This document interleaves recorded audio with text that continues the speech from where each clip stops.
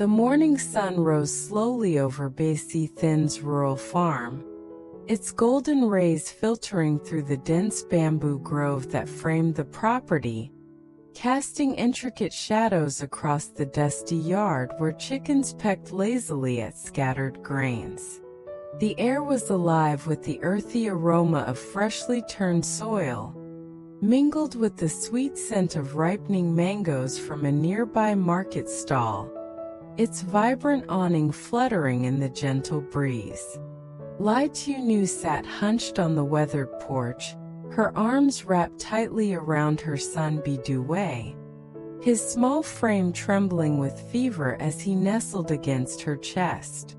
She pressed a damp cloth to his forehead, her fingers trembling as she murmured, "Hold on, my sweet boy.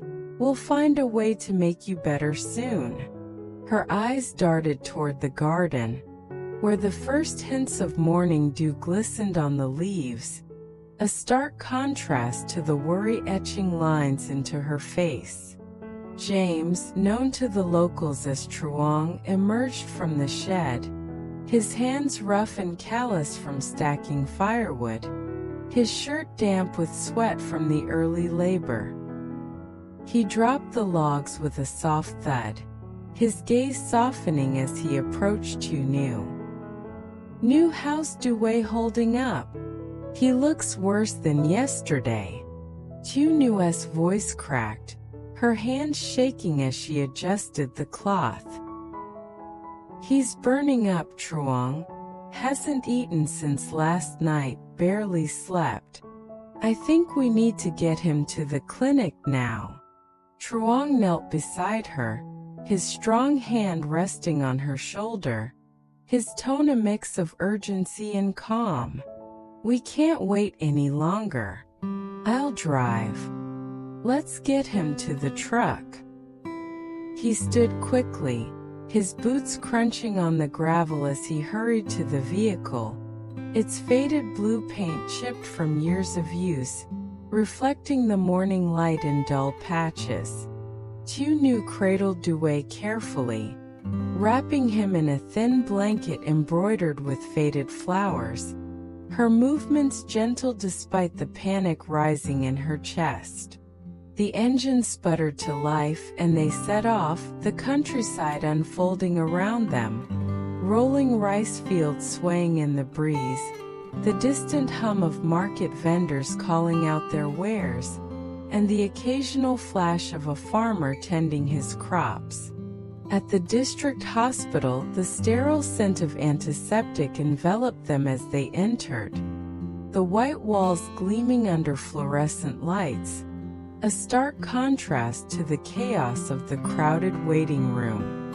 Doctors moved with practiced efficiency, their voices low and measured as they examined Dway, ordering a saline drip to combat his dehydration.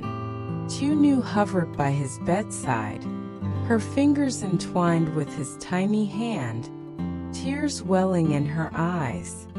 "I should have noticed sooner.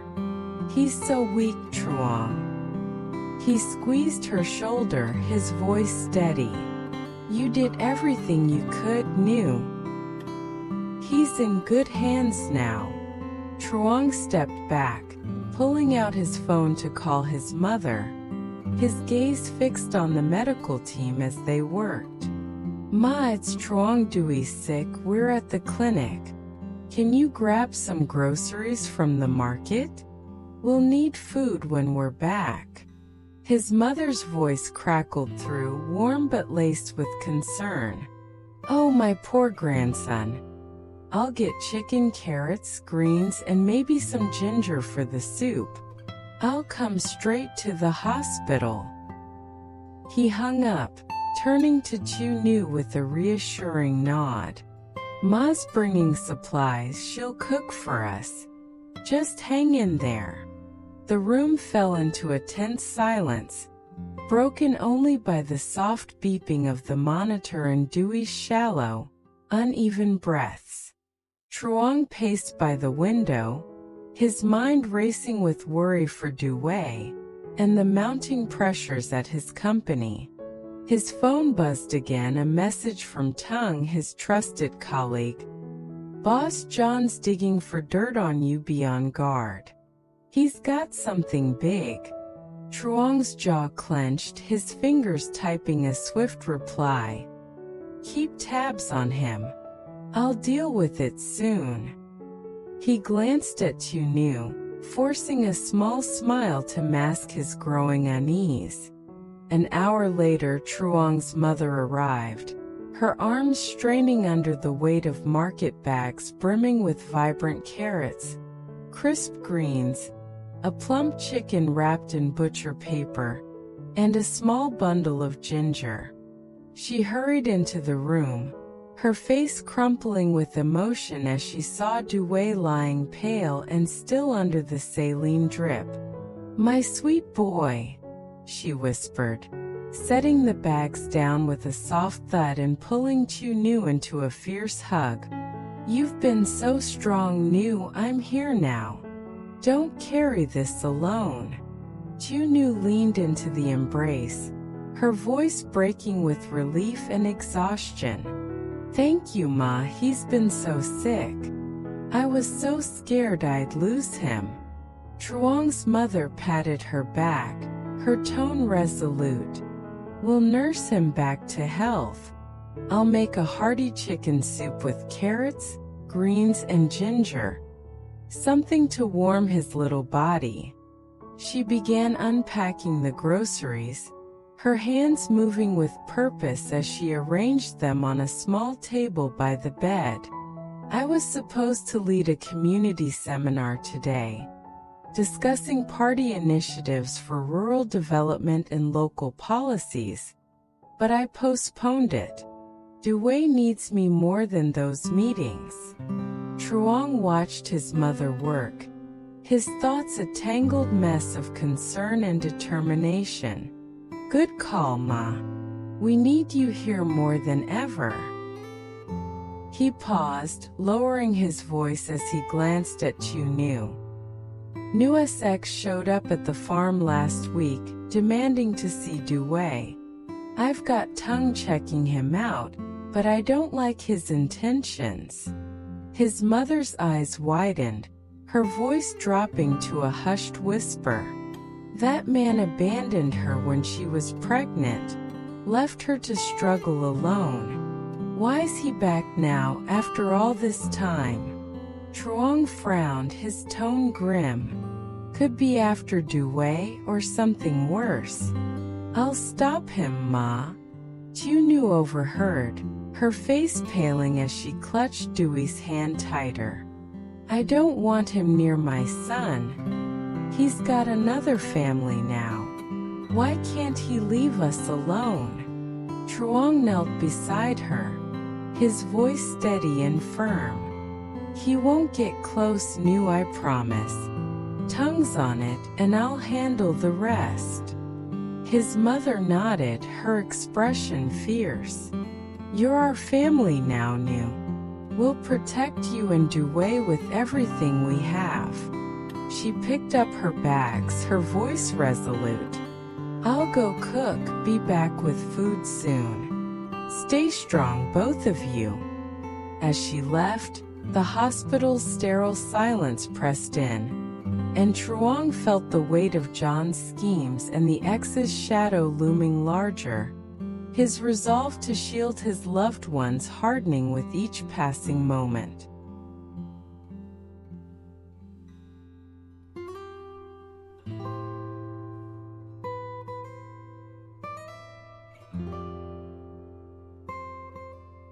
The following morning, sunlight streamed through the hospital window, casting a warm golden glow across the room where Dway slept peacefully, his fever finally broken, his small chest rising and falling with steady breaths. Truong stretched in the hard plastic chair beside the bed, his muscles aching from the sleepless night, and rubbed the stiffness from his neck as he checked his phone. It buzzed with a call from his mother, her voice cutting through the quiet. Ma, where are you? He asked, his voice hoarse. She replied with a bright tone tinged with relief. I'm at the market now, picking up more veggies, meat, and some fresh herbs. I'll cook lunch and bring it over soon. Hang in there. Truong glanced at Tieu Nu, who was folding a blanket with trembling hands, her face etched with exhaustion but softening with hope. Good to hear, Ma. Dway ate a little porridge. He's improving. His mother chuckled softly. That's my brave boy. I'll be there in a couple of hours with something warm. He hung up, turning to Tieu Nu with a tired smile. Ma's bringing lunch. Let's keep Dway comfortable until then. Tieu Nu nodded, her voice barely above a whisper. He's looking better. I can't thank you enough, Truong. I was so afraid. He squeezed her hand, his voice warm and steady. We're in this together, Nu. He's going to be okay. Back at the farm, Truong's mother stood in the kitchen, the air rich with the savory aroma of simmering chicken and the crisp scent of freshly peeled carrots. She chopped greens with practiced ease, her hands moving rhythmically as the pot bubbled on the stove, a faint hum escaping her lips. Truong arrived, his truck rumbling to a stop by the garden, the tires kicking up a cloud of dust as he stepped out, his boots heavy on the wooden floor. Ma, I'm here, need help? He called, rolling up his sleeves.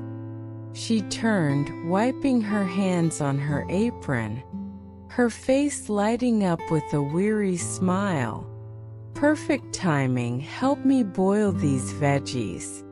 We'll add carrots, greens, and a bit of ginger to the broth for extra strength. Truong grabbed a pot, his movements deliberate as he filled it with water.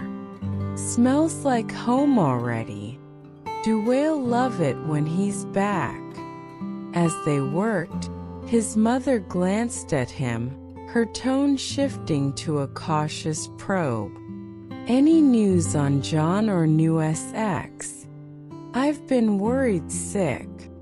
Truong's hands paused over the carrots, his expression darkening. Tung says John's pushing our suppliers, might be behind the price hikes. And Nu's ex, he's been lurking around the farm again, Ma. Something's off. The kitchen fell into a heavy silence, the only sound the gentle simmer of the pot and the occasional clink of a spoon. Truong's mother set down her knife, her voice laced with concern. You need to be careful, Truong.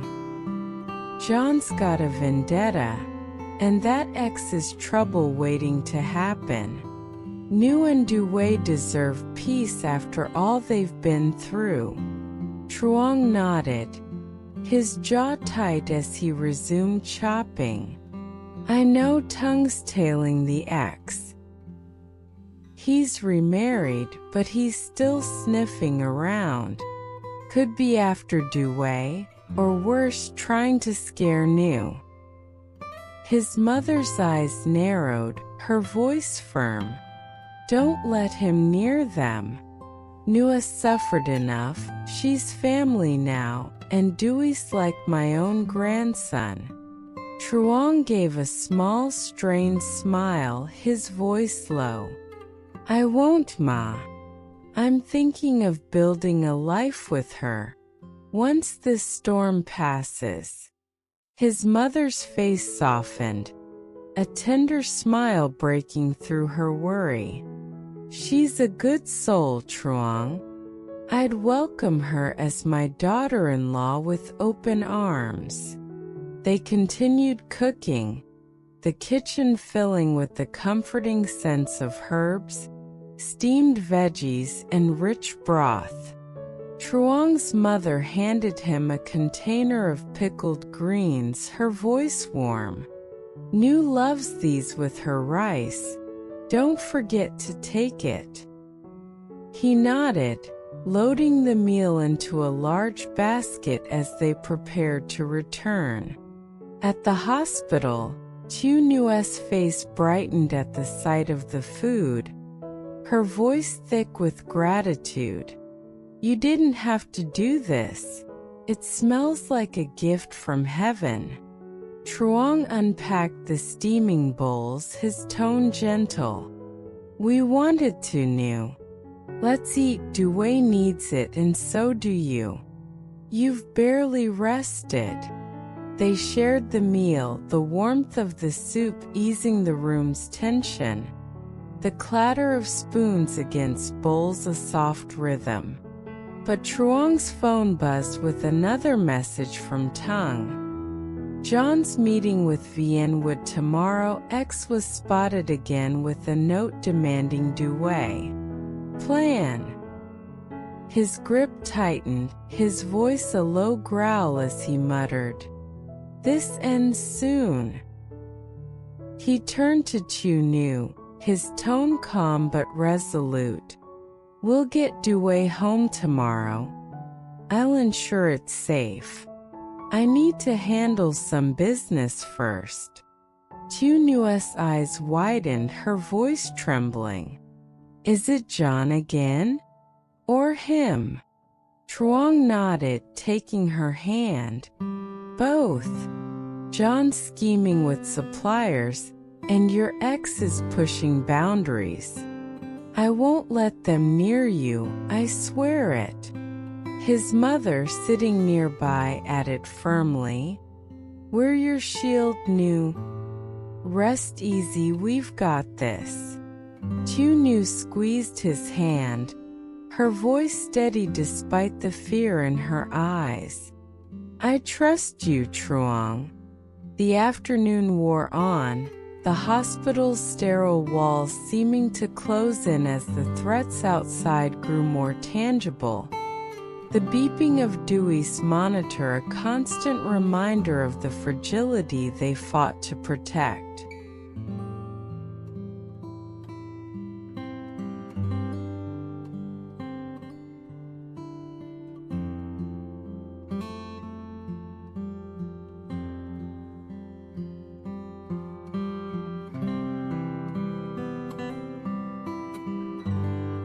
The late afternoon sun dipped low on the horizon, painting the sky in hues of orange and pink as Truong, Tieu Nu, and Dway left the district hospital, the doctor's words echoing in their minds.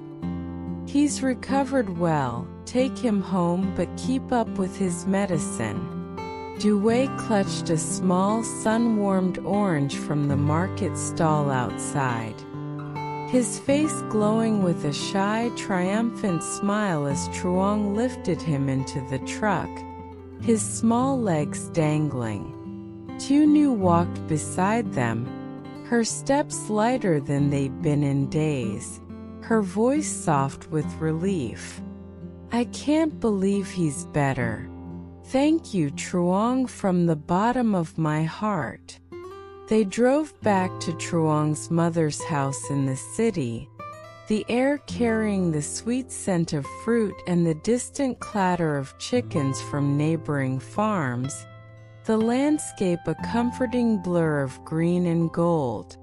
When they arrived, Truong's mother rushed out, her eyes brimming with tears as she enveloped Tieu Nu in a tight, trembling hug.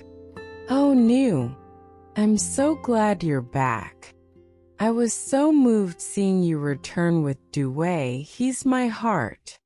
Tieu Nu hugged her back, her voice thick with emotion.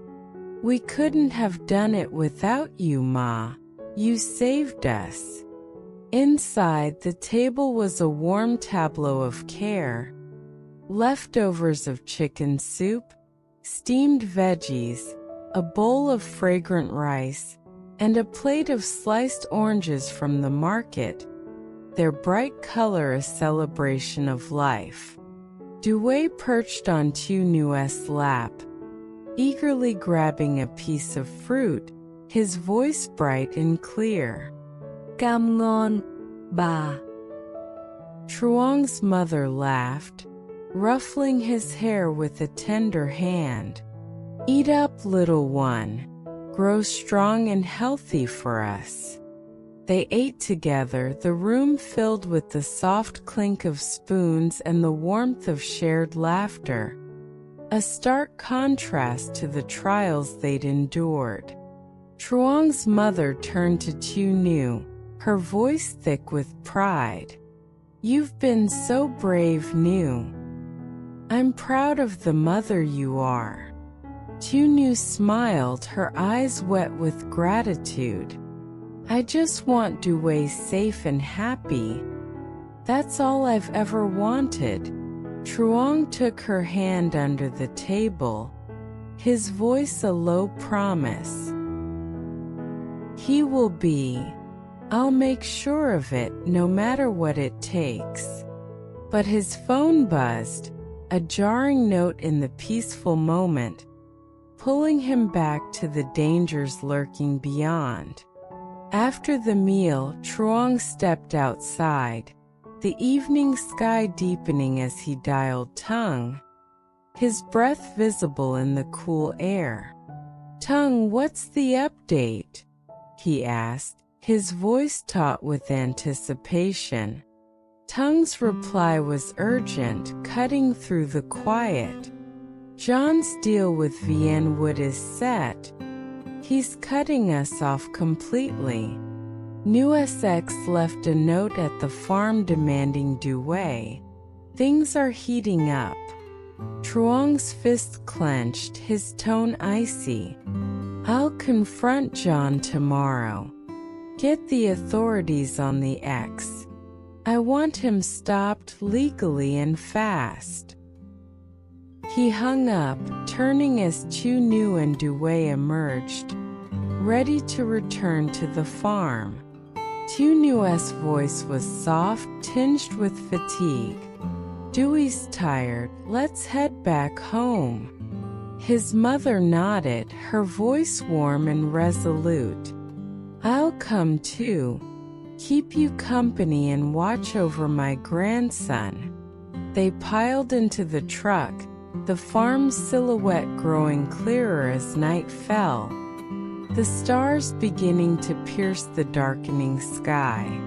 At the farm, the cool air buzzed with the rhythmic chirp of crickets, the yard alive with the soft clucking of chickens settling for the night. Dway pointed excitedly at the flock, his voice bright. Con gà kìa, mẹ. Tieu Nu smiled, lifting him out of the truck with a gentle laugh. Yes, sweetheart, we're home at last. His mother carried a small bag of supplies, her steps steady as she followed them inside. Tieu Nu tucked Dway into bed, her voice a soft lullaby as his eyes fluttered shut.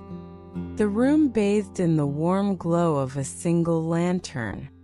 His mother lit a small fire in the hearth, the crackling flames casting dancing shadows on the walls. He's safe now, she murmured, her voice a quiet prayer.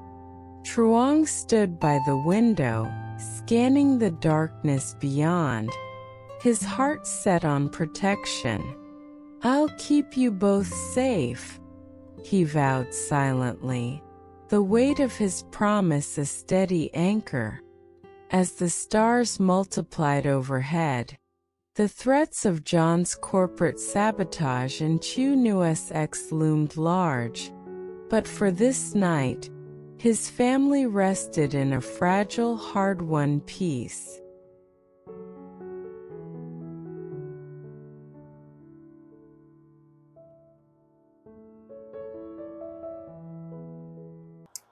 but she had also been with her husband for about 50 years.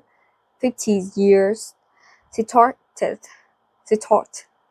of how they met and what their life had been like, and I could tell by her stories and the warmth of her tone of voice that she too had a happy marriage.